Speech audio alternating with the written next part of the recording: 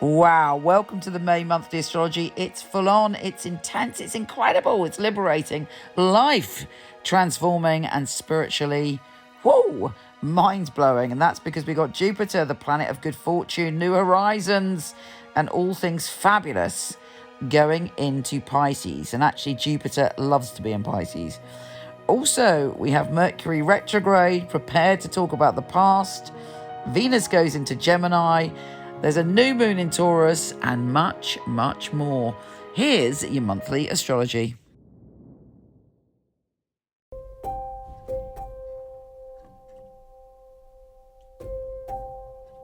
Hey Virgo. Oh, there's so much going on for you this month. Yes, Mercury is retrograde. Mercury is your ruler. And sometimes you can feel funny or you have a stronger Mercury retrograde to other people. But having said that, because Mercury is your ruler, you also have the ability to use it like an alchemist. So it's really important that you pay attention to how you feel and what issues come up when Mercury is retrograde, because you can use it to go back into the past and reclaim treasure. You can actually use it to harvest healing from the past rather than just being dragged through all the usual retrograde stuff, like miscommunication, etc., etc. Anyway, before we get to Mercury retrograde, Mercury is shifting signs and going into your career zone, as is Venus, the planet of love and abundance. So this is giving you an opportunity to really push yourself when it comes to your career and your reputation and anything you firmly believe in, anything that you defines you in some way. So you're like, you're enthusiastic, you're on it. Get all that done at the beginning of the month, and it's trebly important because we've got Mercury conjunct joining forces with the North Node. What is the North Node? It's our destiny, it's our future, it's where we're heading, it's the evolution of our soul. So there could be some very, very, very big opportunities for you this month when it comes to your career, because Venus is also joining the North Node and later on the Sun. So wow, there's so much potential and so much to be gained if you focus on that. And that's the point of astrology. If we focus and pull down the energy, it helps enhance our life. So there's a new moon in Taurus in your adventure zone on the 11th. And it's the beginning of a new cycle of learning, adventure, and exploration.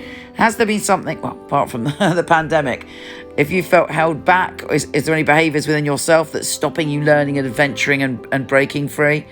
Try and think about it and let it go on this new moon, because a new chapter begins and you're going to get very excited and hopefully feel freer in expressing your unique soul. Now, the big news of this month is when Jupiter, the planet of expansion and learning, goes into a different position, and it happens to be your intimate partnerships, your one-to-one relationships, whether that's business or whether that's love, but equally your inner harmony.